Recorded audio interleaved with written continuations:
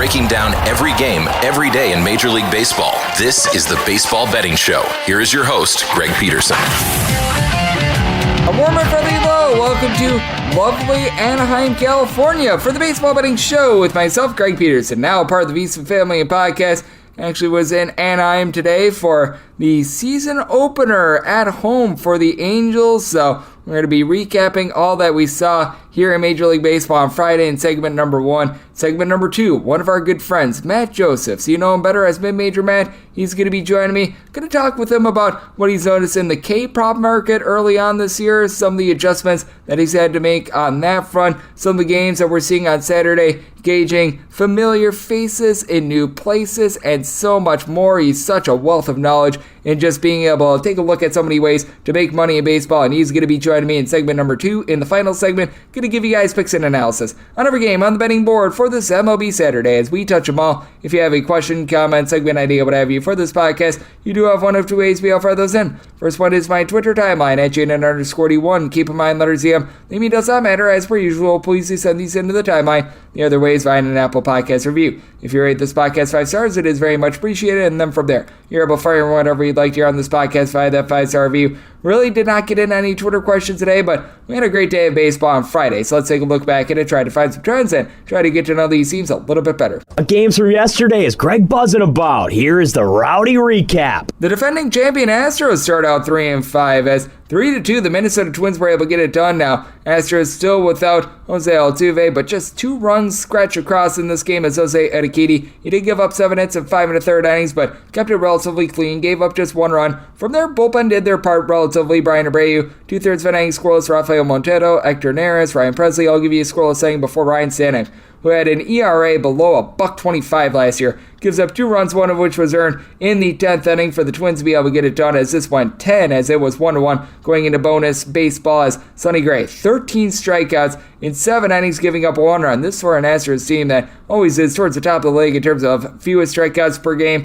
The Twins go just 2 of 11 with men in scoring position, but got him when they counted. Ode Lopez gives up an unearned run in the 10th, picks up the win. Yohan Duran, Griffin Jacks. They both are able to get you jacked up with a scoreless inning. The Seattle Mariners just continue to own the Cleveland Guardians, by the way. I believe that they're something like 8-2 over the last 2 seasons against them, as I know that they went 5-1 against them a season ago, and they take down Cleveland by a count of 5-3 on Friday. Logan Gilbert, not necessarily sharp, 3 runs surrendered in 4 innings, but the bullpen bailed him out. Andres Munoz, Matt Brash, Trevor Gott, Penn Murphy, Paul Sewald, all lend a scoreless inning. You did have Uli Rodriguez go deep off of Nick Sandlin. That was home run number 2 of the season for him, as Sandlin, he gives up that solo home run over the course of 2/3 of an inning. Aaron Savali not sharp in this one after a good first start of the year. 9 hits over 5 2/3 innings allowed with 4 runs. You did have Xavier Curry be able to come in for a scoreless inning, and Tim Aaron 1 2/3 innings scoreless, but damage had been done. The Philadelphia Phillies win their home opener by a count of 5-2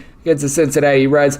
Hunter Green, not long for this game, gives up just 2 runs in 4 2/3 innings, but walked 3, got his pitch count jacked up. Derek Law, he gave up a home run in a third of an inning, giving up 2 runs in total, and then Javier St. Martin, he gives up a home run, 1 2/3 innings, just that solo home run for him, as Alex Young was able to get 4 outs out of the bullpen scoreless for the Phillies. You did have a relatively solid start out of Zach Wheeler, not a ton of length, but 2 runs, give it up in 5 1/3 innings. Looks like he's starting to round into form for the Phillies. They did go just 1 of 10 with men in scoring position, but Omando Sosa got his first home run season off of San Martin, and JT Realmuto, first home run season off of Derek Law. That was the difference, as Phillies bullpen looks to be rounding into form. Jose Alvarado, Craig Kimbrell, Gregory Soto. I'll give you a scoreless inning, and Craig Kimbrell, with that scoreless inning, lowers his ERA to 15.33. So congratulations, as Andrew Bellotti, a pair of outs out of the bullpen scoreless as well. A shortage of runs for the Texas Rangers, as after a nice homestand, they got shut out in this one 2-0 against the Chicago Cubs. Marcus Stroman, second straight good start for him, second straight scoreless start for him, 6 scoreless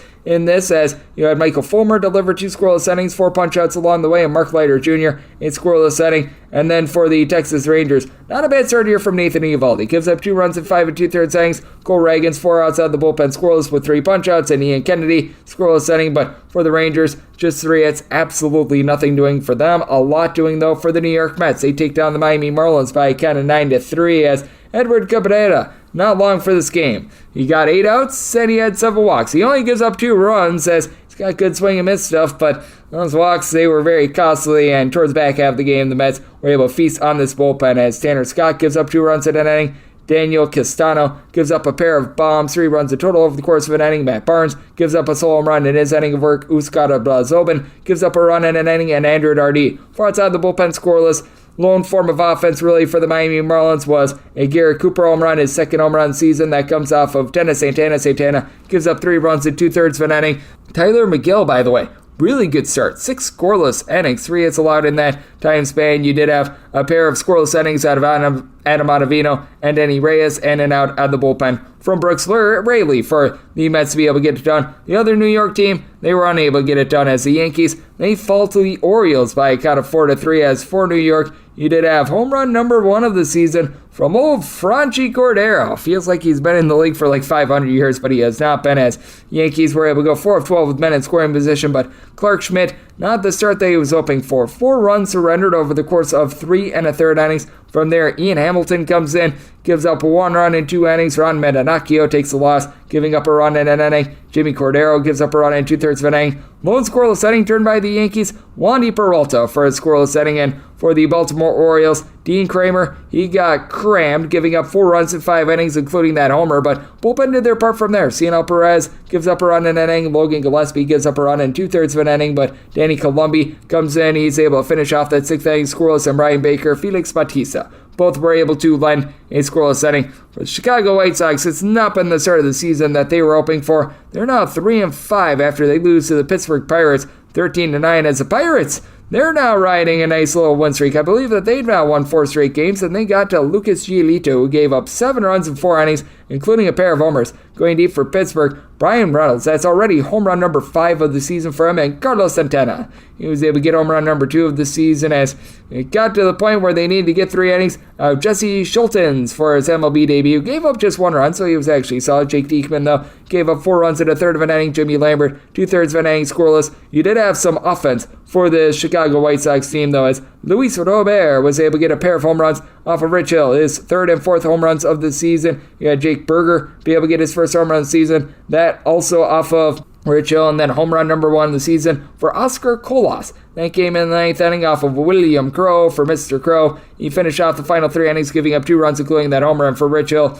Not a sharp start out of him. He gave up 7 runs in 4 innings, including 3 home runs. But Jody Maretta, 7 the tied, 2 scoreless innings, and the Pirates, they actually entered in the 8th inning, 9 of 13 with men in scoring position. So that was rather harebrained. San Francisco Giants losing at home to the Kansas City Royals is rather harebrained. 3-1 to final. I believe that the Royals have exceeded 4 runs just once this year, and they didn't in this one, but they got just enough, as Salvador Perez gets his 1st home run season off of Taylor Rogers, and Vinny Pasquantino off the starter Alex Cobb gets his 1st of the campaign. For Cobb, didn't pitch bad. 2 runs surrendered in 7 innings, and then Taylor Rogers gives up that home run on the bullpen in an inning. Camilo Duvall in scoreless inning, but nothing doing for the San Francisco Giants, as Brad Keller was sharp. 3 walks surrendered in 5 2/3 innings, but gives up just 1 run. Ryan Yarbrough 4 outside the bullpen scoreless, and then Aroldis Chapman and Scott Barlow were both able to turn a scoreless inning. If you're noticing a little bit of a break, I just got back from the Angels and the Blue Jays game. I decided fittingly to write that one up, and our DK Nation picks continue to hit, ladies and gentlemen. 6 in a row and a 7-1 start to the season. The Blue Jays, with a 3-run homer in the 7th inning, they're able to get the job done by a count of 4-3. Quite a charge in the crowd, by the way. Mike Trout was able to get his home run, as that was home run number 2 of the season. He takes Chris Bassett deep, and for Bassett, a little bit of a victim of bad luck. He gives up 3 runs, 2 of which were earned on 2 hits, going 6 innings. Didn't necessarily look sharp out there with 5 walks, but was able to hold down the fort, and then Yimi Garcia, Eric Swanson, Jordan Romano all turn a scoreless inning, and it was Bo Bichette who was able to go deep. 2nd home run of the season after Patrick Sandoval. It was a little bit hairy, but he got the job done. 1 run surrendered over the course of 6 innings. Matt Moore, he gave up a run in 2/3 of an inning, and then Jimmy Erget, he got on that home run, giving up 2 runs in 1/3 of an inning with that bomb. Andrew Wantz was able to give you 2 scoreless innings, so the under, which was written up for the DK Nation pick, that hits, and so does the Toronto Blue Jays. The Tampa Bay Rays, they're now 7-0. I think that they're the only undefeated team remaining in baseball. They take down the Oakland A's by a count of 9-5, and Ken Waldichuk, he got just chucked into the ocean, giving up 8 runs over the course of 3 innings, including not one, not two, not three, but 4 homers. Adam Muller in long relief, not too bad, giving up 1 run over the course of 5 innings, and you did have a pair of home runs for the Oakland A's as well, as it was home run number 2 of the season for Ryan Noda, and Shea Langelaris was able to get home run number 1 of the campaign. One of those was given up by Zach Eflin, who wasn't Eflin great, wasn't Eflin awful, gives up 9 hits, 3 runs over the course of 6 innings, including one of those bombs. Kelvin Fletcher gives up the other home run, giving up 1 run in 2 innings before Jason Adam gives up a run in an inning. And for the Rays, going deep, Harold Ramirez, second home run of the season when Margot is first. Isaac Paredes gets his second. You had a Wander Franco get his third. That was off of Adam Muller. And Christian Bethancourt, the former Oakland A, he gets home run number 1 of the season. The Slam Diego Padres, they continue to slam some runs on the road. 5-4, they were able to get the win over the Atlanta Braves, as Nick Martinez, not the start that they were looking for. 4 runs surrendered in 4 2/3 innings, but from there, everyone else did their part. Luis Garcia, 1 1/3 innings scoreless. You had Josh Hader come in, get a scoreless inning for the save, and Brent Honeywell stemmed the tide, 2 scoreless innings for the Padres. They go 4 of 9 with men in scoring position, as you also had 4 runs surrendered by one Jared Schuster over the course of 4 innings. So both bullpens did a solid job here. You did have 1 run surrendered in 2 innings by Michael Tompkin. From there, Joey Menez, Jesse Chavez, Lucas Luque all provide a scoreless inning, and Marcell Ozuna, he does get home run number 2 of the season, as Marcell Ozuna has 2 hits and 21 at-bats this year. Both have flown over the fence. The Washington Nationals, they take down the Colorado Rockies by a count of 10-5, as for the Nats, 19 total hits. Mackenzie Gore, not bad in this one, giving up 2 runs over the course of 6 innings, as Ryan McMahon did take him deep, second home run of the season. From there, you had Erasmo Ramirez give up 3 runs in a third of an inning, but rest of the bullpen held down the fort. Kyle Finnegan, Carl Edwards Jr. both provide a scoreless inning, and Hunter Harvey, 2/3 of an inning scoreless. It was not such a great day for Jose Urena, who got Urena all over. 6 runs, 4 of which were earned in 2 2/3 innings, including a pair of homers. Going deep for the Washington Nationals, Jeimer Candelario, second home run of the season, and Alex Call was on call for home run number 1 of the season. Ty Block gives up 2 runs in 2 1/3 innings. Denelson Lamet gives up 2 runs in an inning. Jake Bird was able to supply 2 scoreless innings, and Brad Hand a scoreless inning of his own, but damage had been done for the Colorado Rockies. And then the day wraps up with the Arizona Diamondbacks taking it down to the LA Dodgers 6-3. The final, as this was a less than savory start for Clayton Kershaw. 4 runs surrendered over the course of 6 innings, including a pair of homers. Going deep for the Arizona Diamondbacks, Evan Longoria and Corbin Carroll both get their second home run of the season. You did have Brisardo Gradwell provide a scoreless inning, but Yancy Almonte gives up 2 runs in 2/3 of an inning, and Shelby Miller, he was able to give you a third of an inning scoreless. And for the LA Dodgers, pair of home runs was really what the offense was. Chris Taylor, second home run of the season, then the young outfielder that I like, James Outman, home run number 2 of the campaign. Both come off of Madison Bumgarner, who pitched much worse than his stat line would indicate. 4 2/3 innings, 3 runs, only 2 of which were earned, but gave up 6 walks and 2 home runs along the way. The fact that he didn't give up more runs, absolutely magnificent. But Miguel Castro, Andrew Chafin combined for 2 scoreless innings, and Dre Jemison, 2 1/3 innings scoreless, as the Dodgers left 10 men on base. So that was a little bit of an issue for them. And what has been an issue this year is if you've been betting unders in Major League Baseball, it has been very much an over season to this point, as thus far this season, 59 overs, 47 unders. So right around 55.7% of games have been going over the total, though we did notice on Friday there was a little bit of a resurgence with regards to some of these unders. You had 7 unders, 6 overs, and a push. So seems like things are balancing out. Bookmakers, they are very good at being able to make these adjustments. And thus far, road teams have been very successful. 58 and 53 straight up. If you're taking a look at the run line, favorites have been doing quite okay on the run line. 54 and 57 with favorites going straight up, 65 and 45. So there have been 11 instances where the favorite has won straight up but has not covered the run line of a run and a half. So that's what we're seeing in Major League Baseball right now, and that's what we got on Friday. Coming up next, we're going to be chatting with Matt Josephs, better known as Mid-Major Matt. He's going to be taking a look at how he's been handicapping the strikeout props to begin the season, some of the areas that he finds some value on Saturday, and so much more right here on the Baseball Betting Show with myself, Greg Peterson, now a part of the VSiN Family Podcast. Are you ready to become a winning sports bettor? Schedule a call with SBIA to find out how their service can make you a long-term winning player. They've developed an innovative algorithm that maximizes units returned, and they are so confident in their system that they offer a money-back guarantee. Sign up by October 31st and get their NBA package at no cost until they reach 10 net units. They treat sports betting like a business. So if you want to learn how to make your sports betting dreams a reality, visit them at SBIA1.com and check them out on social media at SBIA Sports. Breaking down every game, every day in Major League Baseball. This is the Baseball Betting Show. Here is your host, Greg Peterson. And we're back here in lovely Las Vegas for the Baseball Betting Show with myself, Greg Peterson, now a part of the VSiN family of podcasts. Actually, a light. I'm out here in lovely Anaheim, California for the Baseball Betting Show today. As joining me right now, we've got Matt Joseph. So you know him better as Mid-Major Matt. He does a great job handicapping, as you could probably gather from the name, some college basketball, and does a great job on the baseball front as well. I know that his main thing is K-Props, but if you're looking for just any way to bet baseball, whether that be full game, whether that be first five, first three, taking a look at players that aren't pitchers with regards to some of their props, he does a great job of being able to gauge it all and to be able to follow him on Twitter, as you're able to catch him at Athlon Sports. You're able to catch him on ESPN Richmond as well. That is at Mid-Major Matt altogether, and it's always great to have you aboard. Thank you so much. Yes, thank you for having me, Greg. Always willing to impart some information on the listeners and help them make some winners, too. You always help me out every single time you join me, so it is very much appreciated. And what have you noticed from the first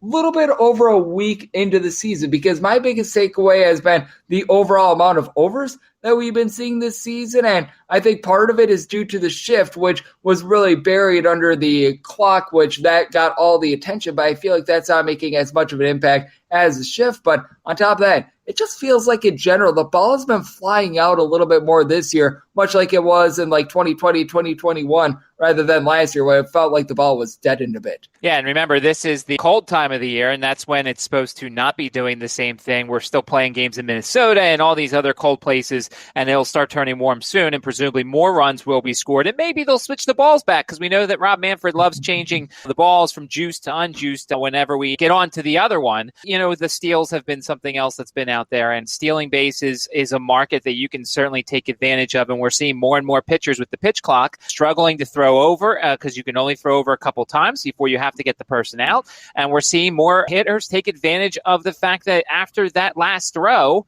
they can get a little bit bigger lead. They can go and try and take advantage of the pitch clock. So we're seeing steals become more than prevalent than ever in this industry. Been so interesting to take a look at it. I know that you're someone that looks into this as well. I've certainly been noticing it this year as well with the balls. And what has that meant for your handicapping of some of these K-props? Because one thing that I've noticed this year as opposed to last year is that because of the truncated spring training, because of just the nature of the work stoppage that we saw prior to the season, pitchers are going a little bit deeper in start number one, start number two this year as opposed to last year. And I'm sure that that's had a little bit of an impact on your handicap. You know, there's some pitchers that have been complaining about the pitch clock and they're still trying to adjust. And that's something you could certainly take advantage of. Zach Wheeler's been one of these guys who hasn't been thrilled. Aaron Nola wasn't thrilled. He bounced back a little bit in his second start. So we're seeing some of these guys get rattled a bit. You know, it's funny when you start seeing some pitchers give up a couple of runs and they can't take their breath. They can't go walk around the mound or anything like that. You're starting to see bigger innings. I think that's something else we've seen as we're watching, you know, as we do this, the Oakland Tampa Bay game, and we just saw Tampa Bay put up a bunch of runs. Waldichuk had a 40-pitch inning. You know, you're not able to slow the game down at all with the pitch clock, and that's certainly some teams are taking advantage of that. You only have a finite amount of trips to the plate. You only have a certain amount of opportunities to be able to meet with these pitchers as well. So that certainly plays a big factor, and I think that that's a good point when it comes to gauging some of these more individual pitchers. As joining me on the podcast, we do have Mid-Major Matt. He does a great job taking a look at the great game of baseball. And Matt, what has that meant for your K-props? Because I know you typically are a guy that you look at more of the mid-tier guys. You're not really looking too much at Garrett Cole over with regards to his strikeout props. I know that certainly it's a situation-by-situation basis. It's not a one-size-fits-all, and you're going to stray away from the model a little bit. But have you still been taking a look quite a bit more this year at more of those mid-tier pitchers and looking more at their strikeout props? And certainly that's the thing, because it's kind of like that in every sport, whether it's the NFL and you're paying a price on Derrick Henry rushing yards, or it's the NBA and you're paying a price on Joel Embiid's points, rebounds, and assists. The books know that you're going to pretty much blindly bet an over on somebody like that because you feel like, oh, I see he puts up 34, 6, and 12. That's got to be over the number when the number could be 55 or whatever. Or, you know, Derrick Henry rushes for 130 yards and the book said it's 140 40, but the common person says, oh, it's going to go over. So yeah, Garrett Cole has seen some really high numbers.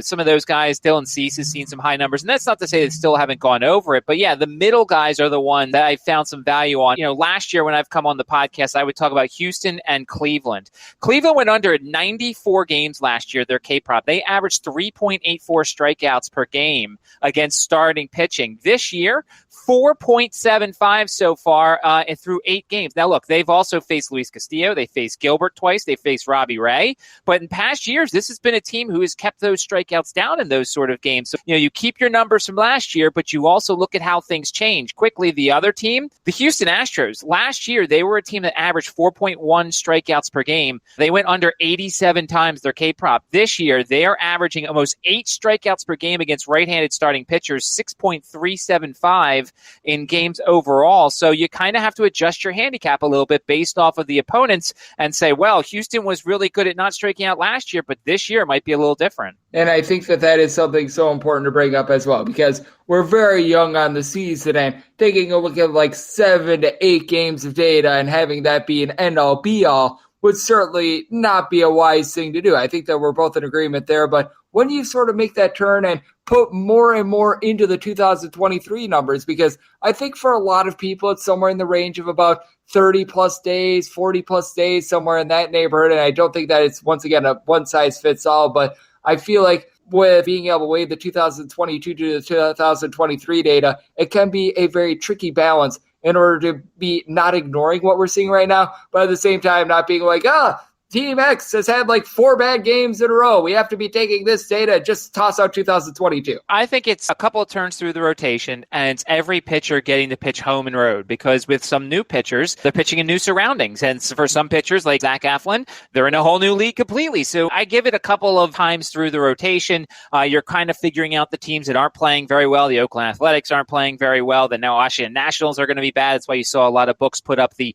Nats versus the A's, who's going to have more wins, and it's going to be like 60 to 59 this year. So I'd give it a couple of turns through the rotations. It's always good. That's why we keep a spreadsheet of keeping our eyes on certain things to see as trends develop. But yeah, I'm not going to go crazy on anything until 3 or 4 times through the rotation. Yep, I think that that's a very good rule of thumb for me, being a little bit more of a full game better. Typically 30 days is where I'm making that turn. And with pitchers, it's situation by situation, as Matt laid out as well, because I do think that there are some interesting guys that are going to be going on Saturday that have some interesting home and road splits. And you mentioned it with trying to take a look at some of these guys in a new location. And I really key in on this one. Cole Irvin, he's going to be going up against the New York Yankees, as he's now with the Baltimore Orioles. It was looking like it was going to be Nestor Cortez. It looks like we are going to get Johnny Brito instead for the New York Yankees. But how do you gauge Cole Irvin and the new surroundings? Because he was really good when he was in Oakland. When he was on the road, he just wasn't so great and gave up north of 2 home runs per 9 innings outside the city of Oakland last season. Yeah, and you saw in that first start when he was in Boston. Of course, that's a really tough game to start out with, starting out with the Boston Red Sox. When you have guys who've stayed in the same league, so certainly an American League guy who stays in the American League, you could still look at last year's data. Cole Irvin pitched once against the Yankees. It was in New York. He had 5 runs and 6 hits in 7 innings. Did have 5 strikeouts in that game, which is very interesting. I'll be interested to see what the book set as his number for the strikeout prop. The Yankees have only seen one left-handed starting pitcher so far this season. It was technically Matt Strahm, who was a bullpen guy, had 3 strikeouts in 4 innings in that game. Last year, the Yankees weren't bad against left-handed pitchers. Of course, they're never bad against anybody. The one thing I always like in situations like this, potentially when the road team has a pitching advantage, I like looking at the over in the game. Now, granted, look, you got to dig more into the matchup and everything. Take a look at Brito, who was good in his first start. But when you're guaranteed a 9th at bat with a team that clearly has a pitching advantage, at least through the first 5 innings or so, then I kind of do look at the over in that sort of situation. And the Yankees have a lineup that you're certainly going to want to have 9 times batting in a guaranteed situation. No doubt about it. And with the New York Yankees, we know that they're capable of going yard, and that was a big kryptonite for someone like Cole Irvin last season. So very fascinating there. As joining me on the podcast, we do have mid-major Matt Josephs, who does an amazing job taking a look at the great game of baseball. And what do you make out of some of these guys that they were coming back from Tommy John surgery, and now they're a full year back? Because we've got a pair of them that are going to be going down on Saturday, and I'm quite warm on both of them. Noah Thor-Syndergaard along with Mike Clevenger. Now, the White Sox look like a little bit of a hot mess right now. I know that the Pittsburgh Pirates have been able to pick up some wins I need to see a little bit more from the Pittsburgh Pirates to really be a believer in them. But with Clevenger and Noah Thorpe-Syndergaard going on Saturday, I'm very intrigued by both, and I think that both might be able to lend some early season value because I think that a lot of people are going to stick a lot of stock into their 2022 numbers, where I'm looking a little bit more at their pre-injury numbers, and I think that there's a bit more credence in those. And obviously, as a Phillies fan, I watched Thor last year serve a very solid role, and I was skeptical of him when he went to Los Angeles being a starter, and he pitched well against the Diamondbacks. Of course, I'm not a big Diamondbacks guy. I think their lineup is hit or miss, and certainly it's not as good away from home. It's a rematch game, and I'm always very leery when it comes to the rematches. Granted, there might be home and homes where maybe it's, you're pitching in Colorado one time and you're not, or you're pitching in a snowstorm when you're not. So there's certainly situations, but it always scares me when you've got these games. And I hate when baseball does this, and we have several of those that are going on this weekend. What kind of adjustments does a Noah Syndergaard make? He's a veteran. I don't know what Arizona didn't see in that game that they won't make some changes. And, Thor on the road, that's certainly a situation that scares me a little bit. And Mike Clevenger was very good in his first start. The question is, how is he going to be in this game when you look at, obviously you mentioned, it's the Pittsburgh Pirates, and everybody's getting 5 strikeouts or more against the Pirates, it feels like, except for Lucas Giolito, who was very awful. And he's going up against your favorite, Vince Velasquez, who I know you love fading here. Could be another over situation. Might want to look at the weather if the wind's blowing out here. But certainly Velasquez is not a very good pitcher, and Pittsburgh showed some spunk and some offense on Friday, so maybe it could be an over there. And Matt, I'm pretty sure you know why you're on the podcast today as opposed to maybe a day or two earlier or a day or two later, because it is Cal Quantrill Day for the Cleveland Guardians. I know that you're a big fan of them. I know that Ariel Epstein, who does a great job over at MLB Network, has ridden him quite a bit. Peter Apple and myself as well. And Cal Quantrill right now about a -135 to a -140 favorite against the Seattle Mariners and Marco Gonzalez. And how do you view this one? Because with Quantrill, he has served us very well the last 12 months or so. The Cleveland Guardians, it feels like they do nothing but win in the regular season when he's on the mound. And I think that he provides a lot of value in just all sorts of areas against a Seattle Mariners team that they bolstered the lineup in the offseason, but I still do have some question marks with them moving the line and swinging and missing. Well, yeah, and once again, this is another one of those rematches. I kind of like to go with the guy who got shelled the last time, and obviously Quantrill was not very good. And what you've been talking about here is Quantrill last year was an outs over machine, and I think we might get a decent number on it, maybe like a 17.5 here. If you look last year, he went 112 innings in 19 starts at home.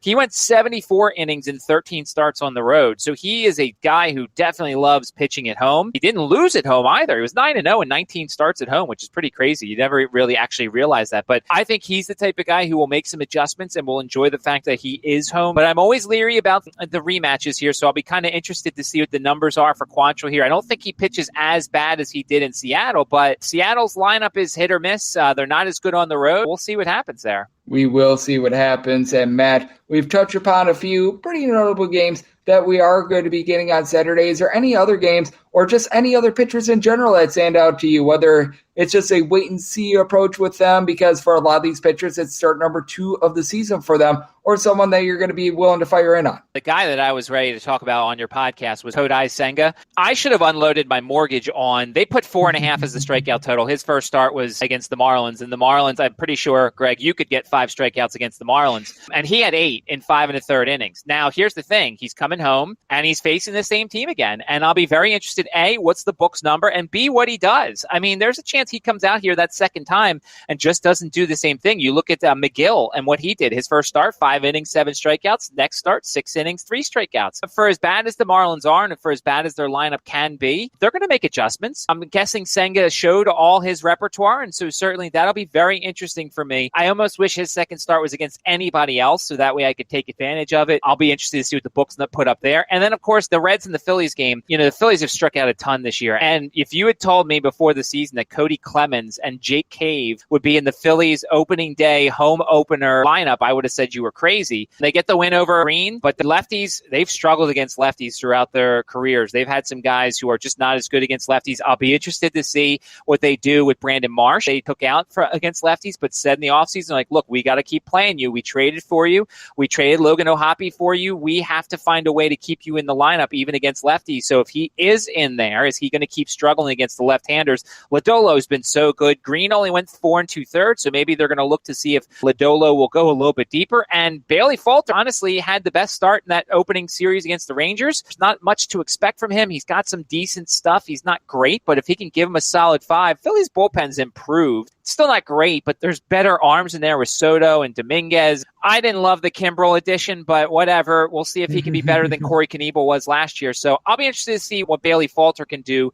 at home against Nick Lodolo in that Reds game. Yeah, you really don't want to be hitching your wagon to Craig Kimbrel. I thought that the Red Sox made an interesting addition with Kenley Jansen, who I recognize had 41 saves, but anyone that has ever bet on a game in which you have our good friend Kenley Jansen closing it out, you know that there is no shortage of sweat in those as well. But a man that provides no sweat, great analysis, because you know every single time what you're going to be able to get out of him. That'd be you, Matt. You do amazing work over at ESPN Radio over in Richmond. I know that you're doing some great work over at Athlon Sports, because soon before we know it, college football season is going to be here. I know that the spring football season is getting hot and heavy as well. So let the good people at home know it's all on tap for you, and how people can follow along on social media and other platforms. Yeah, certainly. At Mid-Major Matt on Twitter. I know you get questions occasionally about first fives or individual players. They can certainly ask me. I'm willing to help out because, as I always say, we have the same goal. We're all trying to beat the books. And yeah, spring college football. For Athlon, every year I do opinions on every single win total in college football, every single win total in the NFL. And as we do for college basketball, Greg, it's never a bad time to continue to do your research and be ready. So that way when July and the numbers come out, I can compare my numbers with their numbers instead of just frantically doing research when I could have been doing it all along. So yeah, certainly. I always appreciate the podcast. Love the show as well that you do on VSiN, and always appreciate your time. And always appreciate Matt Josephs. He does amazing work taking a look at so many different things. College football, college basketball, the MLB. He's got so many ways to be able to make money in the MLB, and it's part of the reason why I always love having him on this podcast. He does a great job shining a light a lot on the player prop market, and every single time he joins this podcast, lends great insights, much like today. So a big thanks to Matt for joining me on the Baseball Betting Show, now part of the VSiN Family Podcast. And coming up next, it is that time of the podcast. I give you picks and analysis on every game on the betting board for this MLB Saturday as we touch them all. Breaking down every game, every day in Major League Baseball. This is the Baseball Betting Show. Here is your host, Greg Peterson. And we're back here in lovely Las Vegas for the Baseball Betting Show with myself, Greg Peterson, now part of the VSiN Family Podcast. Always great to get Matt Josephs, better known as Mid-Major Matt, aboard. He does an amazing job taking a look at the great game of baseball. Does a nice job with his K-props as well. You heard that come through in the last segment, one of the best in the business when it comes to that market, and it is always great to get his perspective aboard. A big thanks to Matt for joining me in the last segment. Now it is that time of the podcast. I give you picks and analysis on every game on the betting board for this MLB Saturday as we touch them all. If a game is listed on the betting board, Greg has a side and a total on it, so it is time to touch them all. Do note that, as per usual, any changes that are made to these plays will be listed up on my Twitter feed at GNers41. I apologize for lying, as I'm actually out here in lovely Anaheim, California, not lovely Las Vegas, but that said, we're going to take a look at these games and go in Las Vegas rotation order. This is where we go National League games first, then the American League games, and any Interleague games. Those are going to be at the bottom. That'll keep things all nice, neat, clean, and easy. So, without further ado, let's dive in on 901, 902 on the betting board. You've got the Philadelphia Phillies, and they are going to be playing host to the Cincinnati Reds. Yes, we are on to Cincinnati, who's on to Nick Lodolo, getting the start for them, and Bailey Falter. It's going to be going for the Phils. Phillies are between minus 137 and minus 145 favorites, heading between plus 120 and plus 130. Your number on the Reds, 8 to 8.5 is your total on the 8. Under is minus 115. The over is minus 105 on the 8.5. Under is heading between minus 115 and minus 120. The over is between even and minus 105. And I did set this total at 9.1. Could be willing to go over. Reds were held to just 2 runs in their game yesterday. I do think that they're going to be able to bounce back in this spot, because you do have a Reds team that is going up against a guy in Bailey Falter that I really don't trust. And the biggest thing for Bailey Falter is that he gives up a lot of hard contact. The walks actually aren't bad. No walks in his first start of the year, and going back to last year, his walks per 9 rate was sub 2.2. So he was able to do a nice job of holding down the fort, but in the 2022 campaign, he had a 5.49 home ERA, giving up 9 home runs at 39 in the third innings. Weather is going to be a little bit more favorable for him keeping the ball in the yard, but just someone that was not able to put it together in Philadelphia. And Nick Lodolo is a very good strikeout pitcher. First start of the year, gives up 2 runs over the course of 5 innings, punching out 9. Can be a little bit of a wild thing out there, as hit a pair of walks in that start last year. Had right around about 3.5 walks per 9 innings, and a 5.11 ERA on the road. That does need to be highlighted, with right around 1.15 home runs per 9 innings. But you do take a look at this Phillies lineup, and it is currently dealing with a lot of injuries. Jarrett Hall has been a bit banged up. You've got Bryce Harper along with Rhys Hoskins currently out the fold for this team. JT Realmuto has had a nice start to the season, and I love the Trey Turner pickup. Just a guy at the top of the fold that's able to give you some power. He's able to move the line, get on base, and Brandon Marsh has already got a home run or 2 to start out the year as well. But you do take a look at this Reds lineup. Breadth of a lot of power. Jake Fraley was really your main home run hitter returning for last year, but you've had Jason Vossler get off to a nice start to the year. 3 home runs for him. Jonathan India does a good job of moving the line. He's hitting above the 300, and good to see Tyler Stevenson healthy as well. As Stevenson, I still remember the last 2 years he was hitting right around at 300, but going to get out there for 50 games last season. Bottom of the fold, not necessarily trustworthy for this team. Will Benson, he comes in and he's a relatively good fielder. Jose Barrero, he's a nice fielder. Stuart Fairchild, but they really don't do a great job of putting bat to ball. But I do look at the Reds in this spot and think that they have value because this bullpen is relatively solid. You saw last year a pair of guys in Fernando Cruz and Alexis Diaz post up a sub-2 ERA. Now, Ian Gabo and company, not great, as the Reds, they were 28th in the league in bullpen ERA, but if you take a look post-All-Star break, they were a relatively average to above average team with that regard. And for the Philadelphia Phillies, their bullpen just has not looked good recently. Sir Anthony Dominguez got off to a shaky start to the season, so it looks like he's starting to pick it up, but Andrew Vasquez, Andrew Bellotti, these are not guys that you trust in. Jose Alvarado looks more like the bad Jose Alvarado from a season ago as well, so it's not great, as he was very good towards back half of the season, front half of the season not good, and you've got Craig Kimbrell out there, that's just not great. Gregory Soto tries to offset that, but I do think that this is going to be a higher scoring game, and I think that the Reds are going to be able to get to Bailey Falter in this spot, play a little bit of small ball, so set the Reds as just a plus 104 underdog, getting north of a plus 120, going to be willing to ride there, set my total at a 9.1, so here between 8 and 8.5, looking at the over and looking at the plus price with the red leg signed with 3.94 on the betting board. It is the Miami Marlins in the road face-off against the New York Mets. Kodai Senga comes in for the Mets, and you've got Trevor Rogers getting the start for Miami. Miami's between a plus 120 to a plus 130 underdog. Minus 140 to minus 150 is the price on the Mets. 7.5 to 8 is your total on the 8. Unders minus 120. The overs even on the 7.5. Overs between minus 110 and minus 120. The unders anywhere between even and minus 110. If you're looking at the Mets run line, anywhere between plus 135 to plus 145 to lay a run and a half, and that's where I am looking.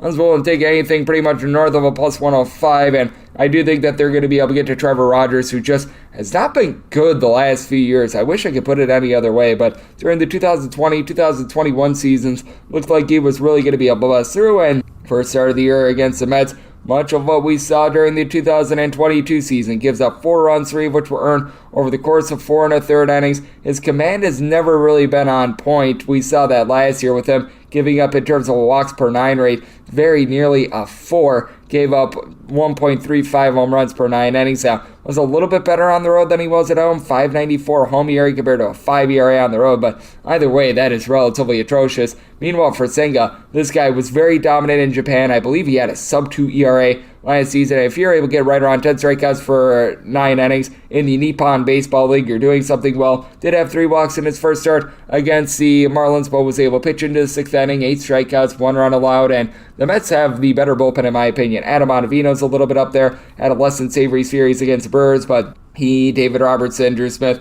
they should be able to hold down the fort even without Edwin Diaz this season. And for the Miami Marlins, I like the A.J. Puck pickup. Oscar Brazoban, he's a little bit of a hot and cold pitcher that I think is being hurt by these new clock restrictions, so that does hurt this team. JT Chargois was a relatively okay pickup as well, but when you're looking at someone like Matt Barnes, that's not necessarily so great. And for Miami, you just don't have a lot of power with this team. Jorge Soler had a 48 home run season a few years ago with the Royals, and he's already been able to give the team a trio of homers. Garrett Cooper got home run number 2 yesterday, but past that, you really don't have anyone that's a threat to take you deep. AC Sanchez needs to pick it up. Bottom full with guys like Nick Fortes, John Birdie. They're really dead bats. Luis Arias does a good job of moving the line, and they picked up Gene Segura towards the offseason last year, and for Arias, getting back to him, hit above a 300 last year with Minnesota. For the Mets, they had a little bit of a rough go of it in their series against the Milwaukee Brewers, but they do have plenty of firepower. Pete Alonso, his 4 home runs as I do this podcast, currently leads the league. Jeff McNeil hit above a 300 last year. He's going to be able to pick it up. Starling Marte is one of the better base stealers in the big leagues and does a good job moving the line. Tommy Pham has been a very valuable pickup as well, so I do think that the Mets have Trevor Rogers and company outgunned, much like what Trevor Rogers did in the first start of the season. I think he's going to be doing once again, and I think that this total is a little bit too low. I really don't think that Trevor Rogers is going to be able to give you too much. I think that the Miami Marlins are probably going to give you those patented 3 runs. Really not much more, really not much less out of them, and I think that the Mets can get to 5+, especially with Rogers on the mound. So going to be willing to ride with the Mets run line, laying a run and a half, getting that plus price. And when it comes to the total, I did set it at an 8.6 because I think that Rogers gets rocked. So looking at the over and looking at the run line of the Metropolitans, 9-5, 9-6 on the betting board. The St. Louis Cardinals set the road face off against the Milwaukee Brewers as Eric Lauer goes for the Brewers and Jordan Montgomery is on the bump for St. Louis. 8.5 is your total. Over and under are both between -105, -115. With the Cards, they're between -132 and -140 favorites, setting between +118 and +125. Your number on the Brewers. I felt like the Brewers should have been a slight favorite in this spot at -107. I'm going to be willing to ride with them on the money line. Jordan Montgomery had a very good start to his St. Louis Cardinals career last year, and he's coming off of a relatively solid start against the Toronto Blue Jays. He did give up 3 runs over the course of 5 innings. I felt like he pitched a little bit better than that, and you always know that Jordan Montgomery is going to have good accuracy. He gave up right around 2 walks per 9 innings last season. Eric Lauer, anything but that, as he had well north of 3.3 walks per 9 innings, but Eric Lauer has always been a significantly better pitcher when he's been in Milwaukee rather than on the road. 4.76 road ERA last season, 2.56 home ERA, giving up 10 home runs in 77 1/3 innings last year. That's about 1.2 home runs per 9 innings on the road, north of 1.8 home runs per 9 innings, with opponents hitting 42 points higher off of him when he's on the road. Now, for the Cardinals, we all know about the main mashers for this team. Nolan Arenado, Paul Goldschmidt got off to a really nice start to begin the season as well. With Goldschmidt, he was able to have those 30-plus home runs. Arenado, he's capable of going for 30-plus as well. Team entered into this series hitting a 324 as a whole. You've got a really nice outfield with Tyler O'Neill, Jordan Walker, young guys that do a good job of moving the line even without Lars Noosbar. It's really solid. And for the Milwaukee Brewers, the young guys, they're starting to pick it up a little bit. You've got Brian Anderson, Joey Weimer. They've looked solid. I do want to see a bit more out of them as Anderson entered into the game on Friday, having gone 9 of 18 to begin the season. That's not sustainable. And Christian Yelich, he just does not look like a former MVP at this point. He's been able to do an okay job of getting on base, but I mean, fewer than 16 home runs last season, that's not so great. Willie Adames has not been able to recapture that 2021 form himself, but the guy that I really do like in the outfield, Garrett Mitchell, I believe that he was a former first-round pick of this team, 3 home runs entering into the game yesterday. And for the Milwaukee Brewers, the unheralded bullpen pieces have been relatively solid. Peter Strzelski had right around 3 ERA last year. Hobie Milner is someone that I like. Matt Bush is a little bit up and down, but Devin Williams still rock solid. You could really use someone like Josh Hader, but for the Cardinals, Ryan Helsley just has not been himself since the back half of last season. Chris Stratton, Zach Thomas, they're okay pieces, but they're a little bit more of long guys. I actually really like Giovanni Gallegos, but I do think that Jordan Montgomery going to get hit relatively hard. He is a bit more of a pitch contact guy, and Eric Lauer has been very dominant when he's been in Milwaukee, and I think that that's going to carry the Brewers to a victory. I did set my total at an 8.4, getting an 8.5. Going to be taking a look at the under. I do think that the Brewers, young guys, are going to come back to earth a little bit, but I do think that Lauer does do a solid job at home. So looking at the under, and I think the Brewers should be the favorite, so taking them on the money line at the plus price, 907, 908 on the betting board. The Atlanta Braves play host the San Diego Padres. Michael Wacha goes for the Padres, and Charlie Morton is going to be on the bump for the Atlanta Braves, and the Braves between -155 and -172 favorites, between +135 and +150 is your number on the Padres. Need at least a +140 to take a shot on the Padres, and we have gotten there, and by the way, as I always do, if Michael Wacha gets shelled, it becomes Michael Wacha, dying Pac-Man voice for him, and well, the Pac-Man voice was dying for him in his first start of the year against the Colorado Rockies as he allowed 4 runs in 6 innings. Fortunately, team around him was able to give him 8 runs to be able to bail him out, but last season, I do feel like it was a bit of an aberration for Mr. Michael Wacha. 11-2 record with the Boston Red Sox at a 2.59 ERA at Fenway, a 3.89 ERA on the road, and he was still giving up the deep ball, right around 1.5 home runs per 9 innings. The command issues, they were sorted out last season with more like 2.3 walks per 9 innings, which is big considering who he's going up against in Charlie Morton. Morton just was not really able to find the zone last year with nearly 3.5 walks per 9 innings. Now, Charlie Morton looks significantly better at home rather than when he was on the road last season, but this guy is very old. He's 39 years old at a 3.05 home ERA compared to a 5.72 ERA on the road. And even at home, he was still giving up north of 1.2 home runs per 9 innings, north of 3 walks per 9.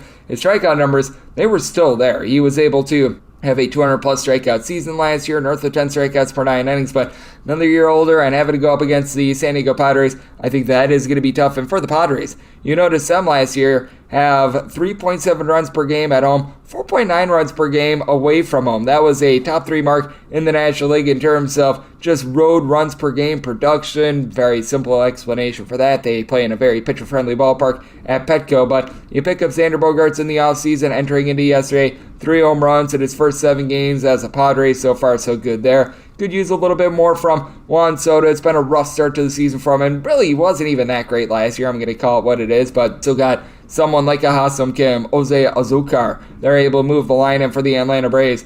I mean, man, everyone entering into yesterday, really other than Sean Murphy, was hitting above a 250 in that starting lineup. Marcell Ozuna has been struggling as well. It's been a struggle for him on the field and off the field, but Austin Riley, Ronald Acuna Jr., along with Orlando Arcia, entered in yesterday with a pair of homers. Matt Olson, trio of homers, and Matt Olson looked really good at spring training. Looks like he is poised for a big breakout year. The Atlanta Braves led the National League in homers last season. No reason to think anything otherwise this year. For the Atlanta Braves, though, the bullpen, it is a bunch that they are going to be missing Kenley Jansen just a little bit in the fact that he was able to give the team 40-plus saves, and they're still dealing with that injury to Tyler Matzek. I like AJ Minter. I do think that Jesse Chavez, even at his advanced age, still going to be solid. And for the San Diego Padres, big thing is getting some length out of Michael Wacha because Josh Hader, he is very solid. I do think that Luis Garcia is going to be good for the team moving forward as well, but when you're relying upon guys like Brett Honeywell, Domingo Tapia, that's not necessarily great out there in the bullpen, but I think that Michael Wacha can pitch even up, if not a little bit better than Charlie Morton. The Braves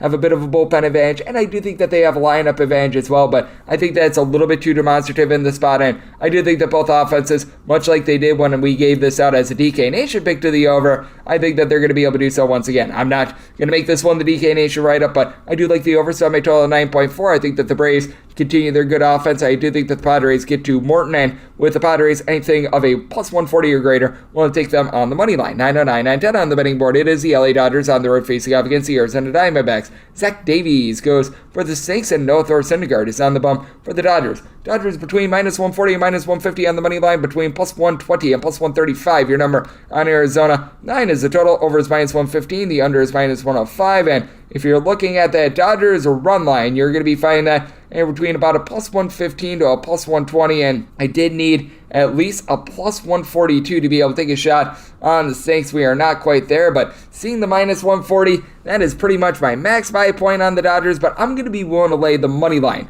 of the LA Dodgers. Don't necessarily want them to win by multiple runs. We did see this be a one-run game last time these two pitchers specifically squared off, as Zach Davies looked good and Noah Thor Syndergaard looked good when they squared off. I believe it was on Sunday. Both guys gave up 1 run. Davies went 5 innings. Syndergaard went 6, and Syndergaard, after he had fewer than 6.5 strikeouts per 9 innings coming back from Tommy John last year, it looks like he's back to his normal self. While he was with the Mets, was averaging nearly 10 strikeouts per 9 innings. You could tell that last year he was still trying to come back from surgery. Now it looks like he is back to his normal self. Meanwhile, for Zach Davies, dating back to the end of last year, across his last 15 or so starts, right around a 3.50 ERA, he's been able to keep the walks a little bit lower. When you're a guy like Davies that doesn't get a lot of strikeouts, fewer than 7 strikeouts per 9 innings, you need to do that, and he has been able to. Now he is going up against an LA Dodgers team, though, that they do a nice job, be able to move the line, put bat to ball, as We have seen Will Smith already have 3 home runs in the first 6 games that he's played in this season. You do have Freddie Freeman, Mookie Betts. Both of these guys are going to be hitting above a 275 this season. But what has really been striking me, James Outman.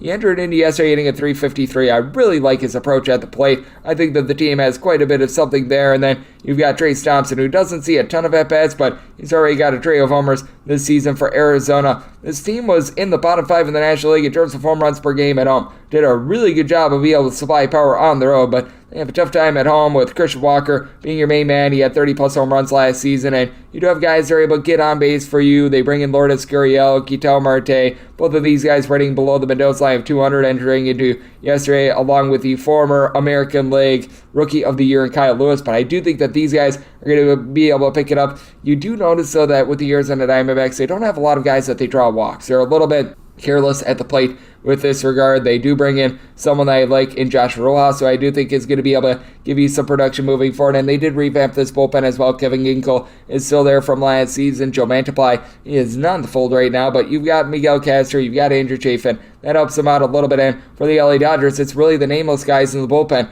that have been able to do it all season long. Evan Phillips, Yancy Almonte, Caleb Ferguson, Alex Vesia. Sub 3.3 ERAs for a Dodgers bullpen that was tops in the league in terms of bullpen ERA last season. I like the under the first time around when these guys pitched, and I like it once again. I set my total at an 8.6, so getting a 9, especially with the juice of the over. I'm going to be riding with the under with the Dodgers. Not really wanting to take the run line here, even though they have been really good at being able to win games by multiple runs, but seeing minus 140, I'm going to be willing to lay that with the Dodgers and go with the total under as well. 9-11, 9-12 on the betting board. It is Washington Nationals in the road face-off against the Colorado Rockies. Austin Gomber goes for the Rockies, and Trevor Williams is on the bump for Washington, and Washington is an underdog between plus 115 and plus 120. Anywhere between minus 130 and minus 140 is your number on the Rockies with 10.5. Your total, the over is anywhere between minus 115 and minus 120. The under is anywhere between minus 105 and minus 110. Did set my total at 11.3. Going to be looking at the over. These two teams played that 1-0 slog a few days ago, but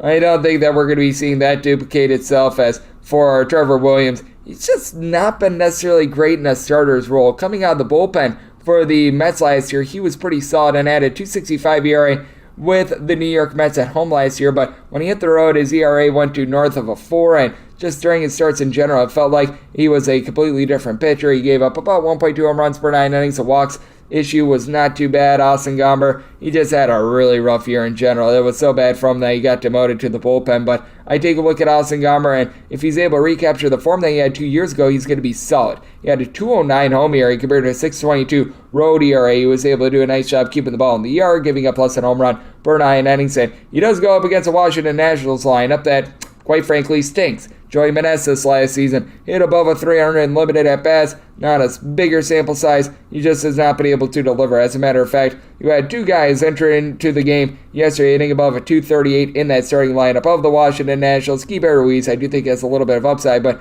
you really don't have a lot of power bats in this lineup. CJ Abrams, he was a very highly touted prospect with the Padres, just has not been able to develop. And for the Colorado Rockies, you had CJ Cron have that big series against the Padres to start the year, and he's just been so much better at home rather than on the road. Last year, among his 29 home runs, 22 of them did come at home. Charlie Blackmon always hits well above a 300 at home. Chris Bryant has been off to a really nice start after he was banged up all of last season. You've got guys like a Jonathan Daza that move the line in for the Washington Nationals. Kyle Finnegan is a hot mess in the bullpen. Some of these guys like Erasmo Ramirez, Mason Thompson, they're able to give you multiple innings. They had a sub-3.5 ERA last season. And for the Colorado Rockies, still not a great bullpen, but they do bring in Brad Hand and Pierce Johnson. Johnson, a former Padre, and these two guys about a team that is currently without Daniel Bard, which is an issue to Nelson Lamet. Not sure why he's not a starter for this team, but he, Brent Suter, they're able to give you some suitable innings, and I do think that Austin Gomber going to do a nice job of holding down these national bats. If you're looking at the run line of the Rockies, I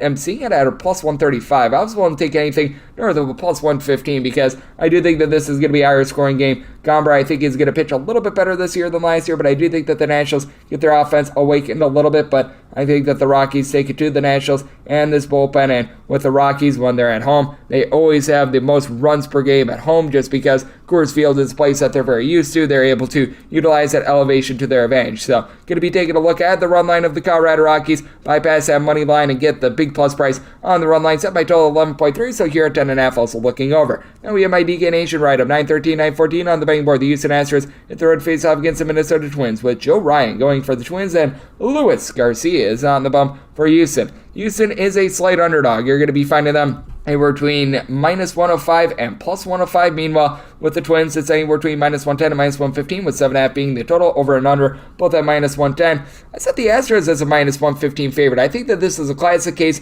of wrong team favor, which is why my write-up is going to be on the Astros on the money line. Luis Garcia pitched really well last season on the road. He had a 2.85 ERA, just, I believe, a 4-5 record to show for it. He was a game below 500, but, he did his part. He gave up about 0.85 home runs per 9 innings. His walks were a little bit elevated on the road, a little bit north of 3 walks per 9 innings, but did a very solid job there, and he goes up against someone in Joe Ryan that had a rough go of it towards back half of the season. Last 11 starts was giving up 1.5 home runs per 9 innings, had a 4.32 ERA after a relatively strong start to the season, and even though the Houston Astros are without Jose Altuve, Michael Brantley, they entered into yesterday for 7 games of the season, averaging about 4.9 runs per contest. Jeremy Pena, Alex Bregman are off to slow starts right now, but Jose Abreu, Kyle Tucker, Yordan Alvarez in the middle of the lineup are all hitting above a 300 with Alvarez. You know that he's one of the best power hitters in the league, other than really Martin Maldonado. Everyone is a threat in this Houston lineup. Meanwhile, the Twins were just 16th in runs per game last season, and they entered into yesterday having scored 2 runs or fewer in 4 out of their first 7 games. You do have Byron Buxton doing a good job of moving the line, but he's not showing the same power that he did last season. Donovan Solano is once again good at being able to get on base. Not a ton of power out of him, and Joey Gallo is currently hitting above a 250. We all know that that's going to regress. He's had a relatively solid start to the year, but for Joey Gallo, he's going to have one really good week, and then he's going to be in a rut for a month. Trevor Larnach is someone that is able to get on base, but once again, you don't have a lot of power out of the Minnesota Twins, and for the Twins, bullpen is relatively respectable. Yohan Duran, I really like him. He throws 100 plus miles per hour. I think that he's a star in the making. You've got Giovanni Morin, who had a sub 2.5 ERA last season. I do think that Jorge Alcala is going to be able to give you some very nice innings moving forward after he missed darn near all of last season. Griffin Jax, he's able to do an okay job, but it just doesn't compare to a Houston Astros bullpen that was number 1 in bullpen ERA last year, as Ryan Presley, Ryan Stanek, Hector Neris, Brian Abreu, Rafael Montero, Seth Martinez, they all had sub 3.3 ERAs last season. I do think that the Astros just completely outpitch the Minnesota Twins in this ordeal. I do think that this is going to be a game where the ball is going to be kept in the yard quite a bit more, but I did set my total at 7.8. I still think that the Astros are going to do a solid job with small ball, and for the Minnesota Twins, not a lot of firepower in terms of the lineup this year, but a lot of guys that they are going to be able to reach base. So here at a 7.5, I'm going to be willing to go over, set my total at 7.8, but DK Nation pick, that is going to be on the Astros money line. I feel like they should be more of a minus 116 favorite, and seeing them as an underdog, going to be writing up their money line, and I'm going to be taking a look at this total over 9.15, 9.16 on the betting board. The Boston Red Sox at the road face-off against the Detroit Tigers. Joey Wentz goes for the Tigers, and Tanner Houck is on the bump for Boston. Boston is a favorite of anywhere between minus 145 and minus 150. Meanwhile, anywhere between plus 130 and plus 139 is your number on Detroit. 8.5 is the total. The under is minus 115, and the over is minus 105. And with the Tigers, I need at least a plus 134 to be able to take a shot. I'm seeing a lot of plus 135. We're seeing a little bit north of that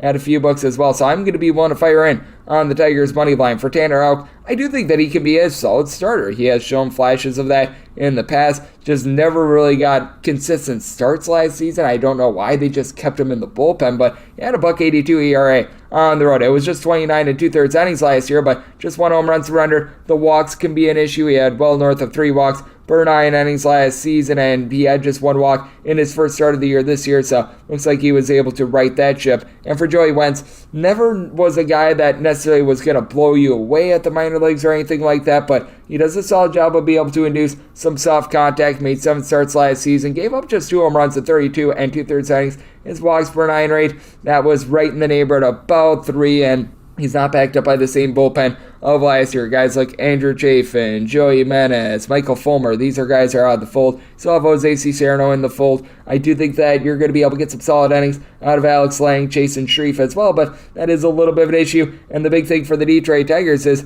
just being able to get some functional offense out there, as it has been a relatively rough run for them to begin the season. You do have Jason Rogers, who's been able to give you a pair of homers, but Spencer Torkelson still not living up to his billing. Matt Vierling, who came over from the Philadelphia Phillies, looks relatively solid. Miguel Cabrera, it's his last year, and you can tell, but Riley Green has been able to do a solid job of moving the line. And for the Boston Red Sox, no shortage of offense for this team. Adam Duvall looks like he is finding what he had a few years ago with the Cincinnati Reds. Trio of homers in the first 6 games of the season. Rafael Devers, along with Alex Verdugo, are both hitting well above a 300. Been able to get something out of the catcher spot from Reese McGuire, what he's been getting at bats. And then the gentleman from Japan, and Masataka Yoshida, has been looking good as well. But this Red Sox bullpen is going to be one of the worst in the big leagues. Kenley Jansen had 41 saves last year, but anyone that has bet a game in which Kenley Jansen comes to close it out, you know how big of a sweat that is. John Schreiber is relatively solid for this bullpen as well, but Zach Kelly, Caleb Hort, Ryan Brazier, Richard Blyer, you cannot trust in any of these guys, and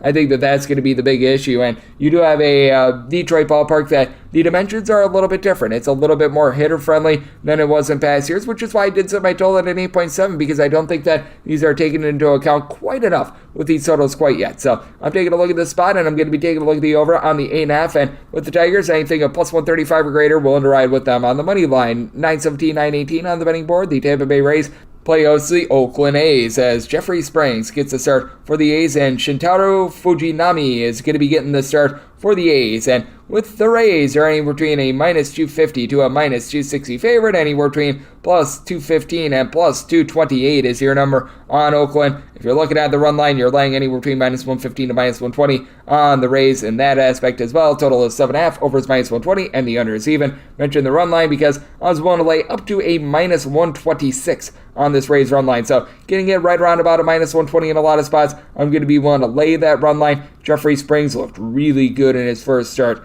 12 punch-outs, no runs allowed against the Detroit Tigers, and just was really solid all year long last year. A former reliever of the Rangers and with the Tampa Bay Rays, had a 223 home ERA last season. Did give up a little bit over a home run per 9 innings, but don't have a lot of threats on the Oakland A's to take you deep. Jesus Aguilar, I believe he used to play for the Tampa Bay Rays. He's been okay at being able to drive the ball to begin the season. Ramon Laureano, he's not fully healthy. He's got a pair of homers to begin the season. Seth Brown had 25 bombs last season, but who's really going to be able to move the line for this team? Mendy Diaz has been a hot mess for this team, and you take a look at the lineup entering into what we got on Friday, and you really had one guy with north of 10 at-bats that was hitting above 250. That was the aforementioned Aguilar, and 2 guys hitting above a 227. It just not going well for this lineup, to say the least. Meanwhile, for the Tampa Bay Rays, you've got functional power. You don't have a single guy that I can think that is really going to give you north of 25 to 30 homers, but Wander Franco, Randy Arozarena, I think, could be in that fold. Both of these guys hitting well north of a 350. Entering into the day yesterday, they do a good job of being able to get on base. Jose Siri has a pair of homers. He's been able to get on base. You've got Tyler Walls, who was not good last year. He's looked much better at the plate this year, and I still remember Luke Raley was a dead bat last year. He's already got a trio of homers in 13 at-bats, so I like what I'm seeing there, and the Tampa Bay Rays are going to be able to overwhelm the Oakland A's with their bullpen. Jalen Beeks is able to give you good multiple innings. Pete Fairbanks, Colin Pooch, Ryan Thompson, these guys are all relatively reliable. And for the Oakland A's, you do have a few guys that are able to be solid for this bullpen. Domingo Acevedo, Trevor May, I think, is going to be a little bit more okay this year. Danny Jimenez, Sam Ball. I mean, these are okay arms. They aren't great, but they aren't terrible. But what are you going to do if Mr. Fujinami gives you a start much like he did against the LA Angels? He got 7 outs and he gave up 8 runs, and quite frankly, he wasn't even super duper great while he was in Japan last year, as he signed a 1-year, $3.25 million contract for a reason. Typically, these guys get much more money than that, so I do find that to be very intriguing. I think he's pretty much building himself up on the fact that he was going up against Shohei Ohtani when they were going in high school. I think that he was with the Hanshin Tigers last year, and he just wasn't getting a lot of swings and misses in that league as well. So I've got my major concerns with the Oakland A's and Fujinami moving forward. And I do think that the Tampa Bay Rays going to be able to get to him, and I think that they're going to get to him rather hard, and I think that the Tampa Bay Rays going to put in a lot of work on this total all by themselves. I did set my total at a 7.6, so here at 7.5, going to be taking a look at the over with the Rays willing to lay up to a minus 125 on their run line, laying a run and a half. 919, 920 on the betting board. The Seattle Mariners at the road face off against the Cleveland Guardians. Cal Quantrill is going to be going for Cleveland, and Marco Gonzalez is going to be on on the bump for Seattle. 8.5 is the total. Over and under anywhere between minus 105 and minus 115, with the Cleveland Guardians anywhere between minus 133 and minus 140 is what you're laying. Anywhere between plus 118 and plus 126 is your number on the Mariners. And I set the Guardians at a minus 157. This is both a fade of Marco Gonzalez and just continuing what is tried and true as well. And that would be the fact that Cal Quantrill just seems to always be able to get his teams to the window, as since July 5th, the team has lost one of his regular season starts. Just one. It's absolutely ridiculous what we've seen. I believe that it is now a 15-1 run in his last 16 starts. It actually might be 16-1, but I mean, he has been absolutely incredible. He's one of the few guys on the Guardians that could get a win over the Seattle Mariners, as the Mariners have owned the soul of the Guardians last few seasons. And for the Mariners, big thing with their lineup is that they just didn't hit for a lot of average last season. They were third worst in the big leagues with that regard, and they've been able to pick it up a little bit more. They pick up A.J. Pollock in the offseason, Teoscar Hernandez, and a combined 57 homers, hitting a 279 last 2 seasons with the Blue Jays. Colton Wong is at least a 249 each out of the last 6 years. Feels like Cal Raleigh has a better approach at the plate after he was able to give the team 20-plus homers, but really couldn't move the line. And Eugenio Suarez has been able to do a good job reaching base as well to begin the season. You still have Ty France, Julio Rodriguez. Both of these guys have some good power, but they also do a good job of being able to get on base. And for the Guardians, not a lot of power bats in this lineup. You had Jose Ramirez give you 29 homers, but with Ramirez, you had Steven Kwan, Andres Jimenez, Ahmed Rosario, Oscar Gonzalez, Will Brannon. I'll be able to hit at least a 270 for this bunch. They pick up Josh Bell in the offseason, and for the Cleveland Guardians, even though James Karinchak has been a little bit shaky to begin the season, still a very good bullpen. Guys like Nick Sandlin, Trevor Stephen, Emmanuel Clase, Aniel De Los Santos all had a sub-3.2 ERA. And for the Seattle Mariners, they did lose Eric Swanson from last season in that bullpen. They had to replace him with Gabe Spear. That's a bit of a downgrade. Diego Castillo, not so trustworthy. Now, I like Andres Munoz, Penn Murphy. Throw in there Matt Brash, Diego Castillo is your big issue, but Paul Sewald, he does a nice job on this front as well. But I just have no faith here in Marco Gonzalez. First start of the year against these very Cleveland Guardians, gives up 4 runs over the course of 5 innings, and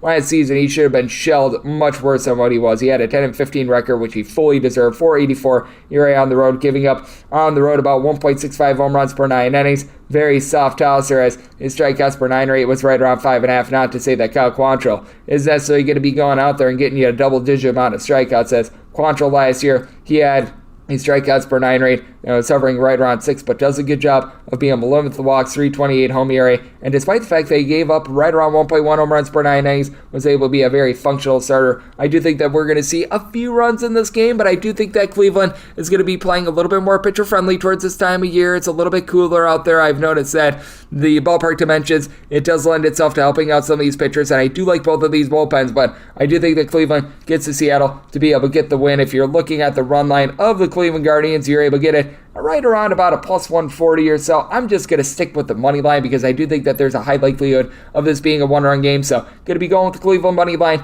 and I'm going with this 8.5 under. 921, 922 on the betting board. It is the New York Yankees, and they're hitting the road to face off against the Baltimore Orioles. Cole Irvin is going to be going for the Orioles, and it was expected to be Nestor Cortes going for the Yankees. Now it is going to be Johnny Burrito who's going to be going for the Yankees. Really, only DraftKings has an updated number because this was before with Cortes going, the Yankees between about minus 160 to a minus 165 with the total ranging between 8 and 8.5. Now at DraftKings, I am seeing the Yankees at minus 125 plus 105 on the Orioles. Total on this game is 8.5. Under is minus 115 and the over is minus 105. And at the updated number, I still do like the New York Yankees on the money line. I set them at a minus 140 on the money line. And if you're taking a look at the run line, currently you're getting that right around a plus 135. I do like that run line as well. I am personally going to be letting this settle in overnight as to whether or not I'm taking money line or run line. I'm right now leaning towards the money line. I can't bet DraftKings being out in California and or Las Vegas, Nevada. So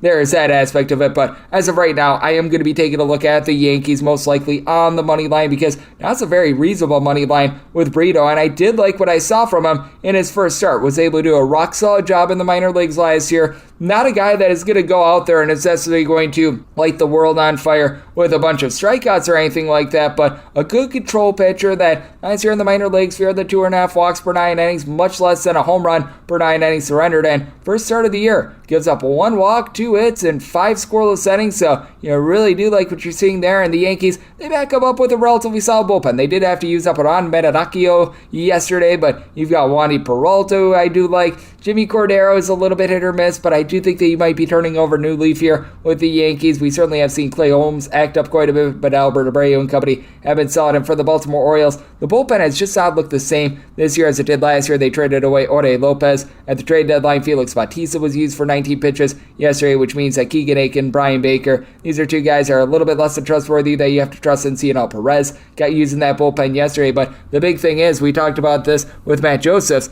Cole Irvin. This guy was just not good when he was away from Oakland last year. Last year pitching for the A's, 3.07 ERA. He gave up about a half a home run per 9 innings at home. On the road, north of 2.1 home runs per 9 innings surrendered, with opponents hitting at 290 off of him away from Oakland, 5.26 ERA. Now, the Orioles are able to barrel up as well. Anthony Santander had 30-plus home runs last season. 2 seasons ago, Ryan Mountcastle had 30-plus home runs. Austin Hayes, along with Orly Mateo, they are good base stealers, and they are two of the biggest beneficiaries of these new rule changes, as between Cedric Mullins, Orly Mateo, you've got a combined 9 stolen bases there. I wouldn't be surprised if Hayes is able to get a few as well. Adley Rushman has looked really good to begin the season as well. He had that 5-hit game to begin the season against the Boston Red Sox, and really, since he joined the Baltimore Orioles, that's been the start of their turnaround. But for the New York Yankees, even with the changed ballpark dimensions from last year in Baltimore, they should be able to hit some bombs, as you've got Aaron Judge, Giancarlo Stanton, Gleyber Torres, all with multiple home runs already this year. Giancarlo Stanton and Anthony Rizzo both hit right around at 225 last year. They do a better job of being able to draw walks, but I fully expect them to be a little bit better with their averages here. Aaron Judge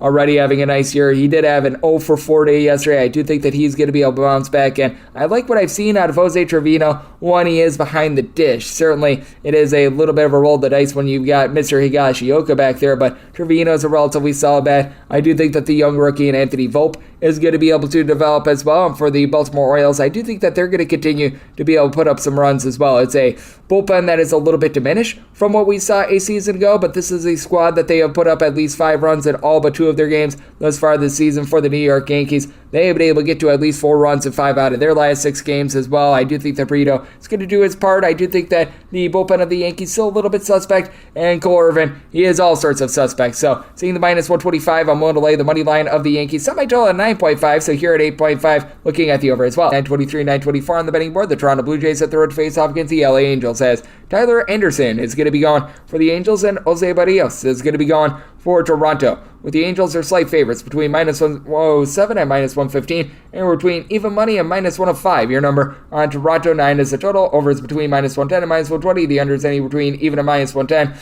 I set the Angels as a minus 148 favorite. I was thinking about making this a DK Nation write-up pick, but I will not be in attendance for this one, and I just did their game for Friday, so that's why I held off a little bit. But I think that Jose Barrios gets shelled once again. I'm going to be taking a look at the over, and I'm going to be taking a look at the Angels. First start of the year for Barrios. Gives up 8 runs in 5 2/3 innings against the Royals. The Royals can't hit anyone this year, but they hit Jose Barrios. And you take a look at him last year, 6.36 road ERA, giving up nearly 2 home runs per 9 innings. Opponents hit north of a 300 off of him. The swing and miss stuff just has not been there for Barrios. Last year he had his lowest strikeouts per 9 rate since he was a rookie in the league. I mean, the command is not bad, but when he's not getting swings and misses, he struggles, and he's always been terrible on the road. Meanwhile, for Tyler Anderson, you were wondering whether or not the year that he had last year was just a product of being with the Dodgers, or if it was for real, and he backed it up against the Oakland A's. Granted, it was against the Oakland A's, but 6 scoreless innings to begin the season, and you know that he's going to be able to give you good command as well. As last season, he had fewer than 2 walks per 9 innings, so he's able to do a good job of just holding down the fort. He's in a little bit of a pitcher-friendly ballpark when it is during the nighttime as well in Angel Stadium. So despite the fact that he does give up quite a bit of contact, does not give much more than 7.5 strikeouts per 9 innings, he should be fine in this spot. And you've got an Angels lineup that is solid. Anthony Rendon is out of the fold because he's a moron, but you've got Taylor Ward, who entered into yesterday, having given the team multiple homers, hitting at 370. Mike Trout, Shohei Ohtani, there's no fear at all that these guys are not going to hit. These guys are absolutely incredible with that regard. Brandon Drury and Hunter Renfroe off to cold starts, but Renfroe 25-plus homers hitting north of a 255 last year with the Brewers. I think that he is going to be just fine. And for the Toronto Blue Jays, this team does a good job of being able to put bat to ball as well. You have 4 different guys, and Matt Chapman, Dalton Varsho, Vlad Guerrero Jr., Bo Bichette, that all entered into yesterday with already a double-digit amount of hits. Haven't necessarily gotten the deep ball going. They had just 5 home runs in their first 7 games of the season going into yesterday, but I do think that that is going to be coming for this team. I do think that Brandon Belt, who's been really cold to start the year, 1 hit in his first 19 at-bats, he's going to be able to find it. You love what George Springer is able to bring to the table. And the Blue Jays, they have a little bit of a bullpen edge here. Tim Mays is someone they do like, Anthony Bass, Adam Simber, Yimi Garcia. These guys, I think, could all have sub-3.25 ERAs. Meanwhile, for the Angels, they do pick up Matt Moore at a sub-2 ERA last year. I think that there's going to be a bit of regression there. Jimmy Harrigan is someone I like, but Ryan Tavera is getting a little bit old. Aaron Loop is hard to rely upon as well, but I do think that the Angels have a significant edge with regards to their starting pitching, and I do think that they're going to be able to take it to Mr. Jose Barrios. So I did set my total at 9.2 here at a 9, looking at the over, and with the Angels, want to lay up to a minus 148 on them, so looking at the Angels money line and the over, 925, 926 on the betting board. It is the San Francisco Giants playing against the Kansas City Royals. Brady Singer is going to be going for the Royals, and Sean Manaea is on the bump for San Francisco. The Giants are between minus 128 and minus 135 favorites, ending between plus 115 and plus 120. Your number on the Royals, 8 to 8.5 is your total on the 8. Over is minus 115. The under is minus 105 on the 8.5. Under is minus 120, and the over is even. Needed at least a plus 118 to fire in on the Royals, but I'm going to be willing to do so. And the biggest reason is you've got Brady Singer on the mound. The team is 13-4 in his last 17 starts. Dating back to last year, he's the only guy that is able to get this team a win. He has been rock solid since he was sent down to the minor leagues during the 2021 season last year. At right around 2.3 walks per 9 innings, did issue a trio of free passes in his first start of the year against the Toronto Blue Jays, but I think that he is going to be just fine. Does a good job of being able to hold the ball in the yard, no doubt about it. He's a little bit better when he's at home rather than when he's on the road, as he had a 3.99 ERA on the road last season, but still gave up less than a home run per 9 innings, went away from home. And for Sean Manaea, he was just all sorts of broken last year when I was with the San Diego Padres, as he posted up a 4.96 ERA, 3.62 ERA in San Diego, 6.16 ERA on the road. Now, the good news is he's pitching in a very pitcher-friendly ballpark in San Francisco, but his first appearance of the year, went 2 innings, gave up 3 runs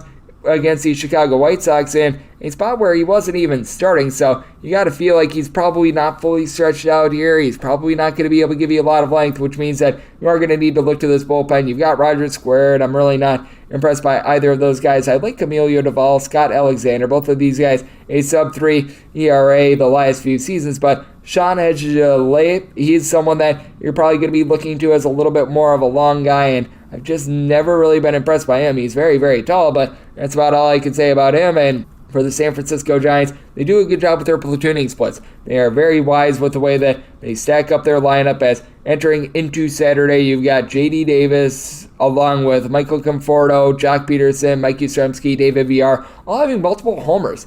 Despite the fact that not all of these guys are going to be getting a full allotment of at-bats this year, you're going to have a lot of guys that probably go for 20-plus home runs this season. So the Giants, they do a great job with that regard. Really, a whole is greater than the sum of its parts lineup. And for the Royals, well, the whole is not good. The sum of its parts is not good right now with this lineup. They entered into yesterday hitting a $167. Bobby Witt Jr. just has not been able to find himself. Now, Salvador Perez had 48 home runs 2 seasons ago while hitting at 275. He needs to refine that form, because you've got guys like Mike Massey, Hunter Dozier, along with Nate Eaton. These guys just have not been able to hit all season long. And for the Royals, it's not necessarily the most savory of bullpens, but they did bolster it a little bit with Aroldis Chapman coming in. Scott Barlow is someone I like. Jose Cuas is able to give you some okay innings. And for the San Francisco Giants, I do have my question marks with this bullpen. I do think that the Royals have a significantly worse lineup, but at the same time, I think that they've got a significant advantage with regards to the pitching as well, and this is a very pitcher-friendly ballpark. So I do think that the Royals, they're going to do just enough to be able to move the line, get this one done, and what I think is going to be a lower-scoring game, and I could see Sean Manaea being able to return to form just a little bit more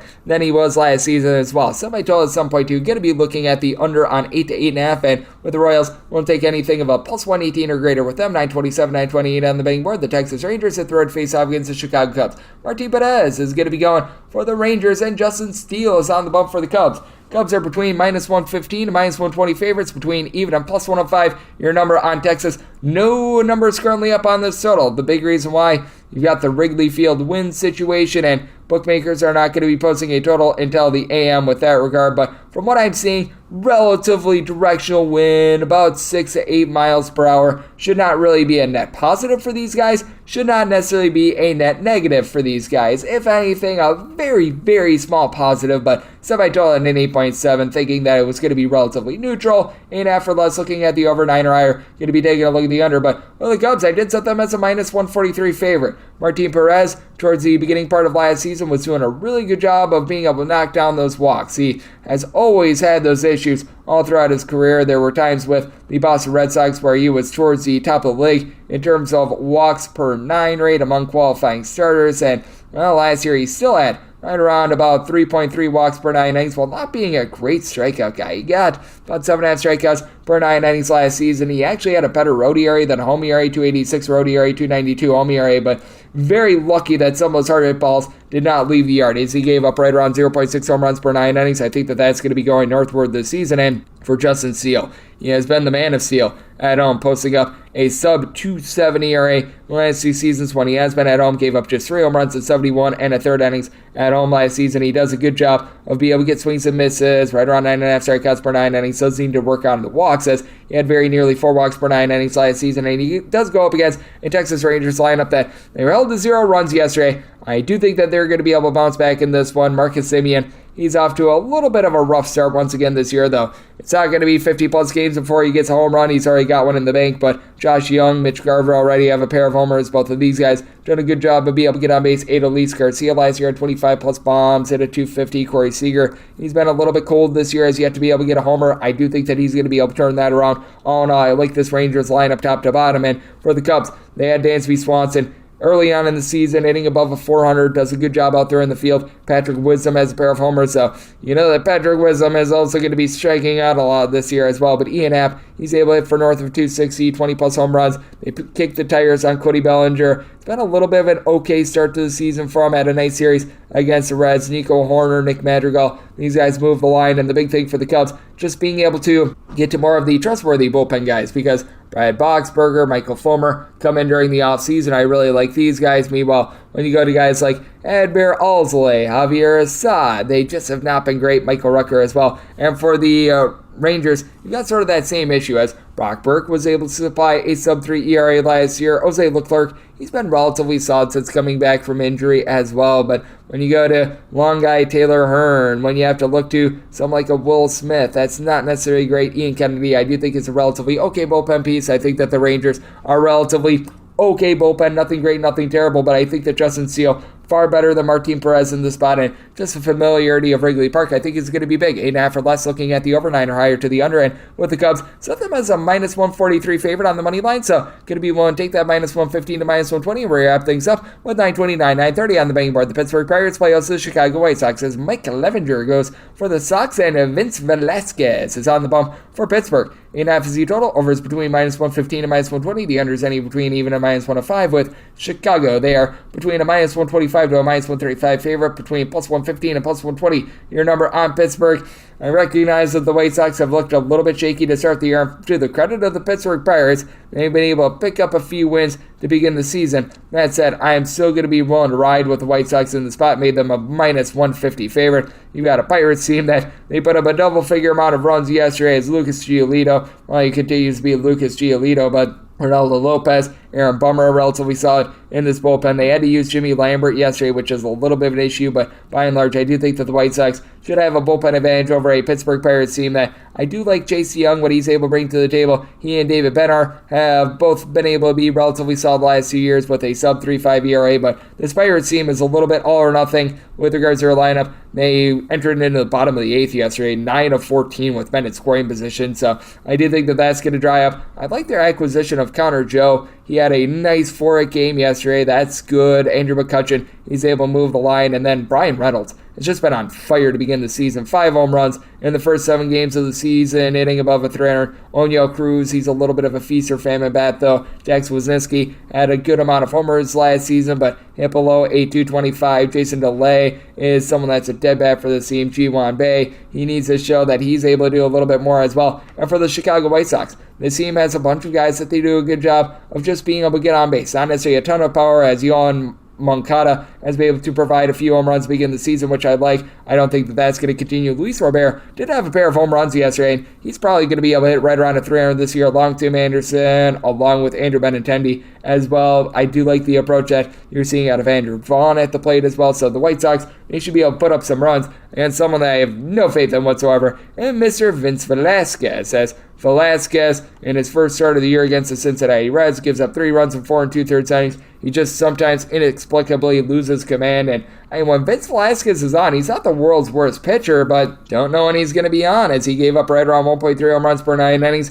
You also have the familiarity factor here because he was pitching for the Chicago White Sox last season. Meanwhile, Mike Clevenger, you tell that he was not himself last season, coming back from Tommy John surgery, now second year back. I do think that he's going to be able to ascend, and you notice that in his first start of the year, his swing and miss stuff was significantly better against the Astros. Pitches 5 scoreless innings. He did have 3 walks, but he was able to punch out 8. Looked more like the Mike Clevenger that we saw back when he was with Cleveland, back when he was dominating. You go back to the 2019 season, really the last time he was fully healthy. He had a 2.71 ERA that season. He was able to get right in the neighborhood, about 11 strikeouts per 9 innings, gave up less than a homer per 9, was always going to give out a few walks, but I think that that's largely what we can expect here, and I do think that the White Sox have the best form right now of Mike Clevenger. If you're taking a look at this run line of the White Sox here, but get it at a plus 135. I do think that we're going to see some runs in this game. I did set my total at an 8.6, so you're at an 8.5. Looking at the over, I think that the White Sox take it to Velasquez and company. I was willing to take anything north of a plus 110 on the run line of the White Sox, so looking at the White Sox run line, and I'm going to be taking a look at the over, and that will wrap things up for the Saturday edition of the Baseball Betting Show, now part of the VSiN Family Podcast.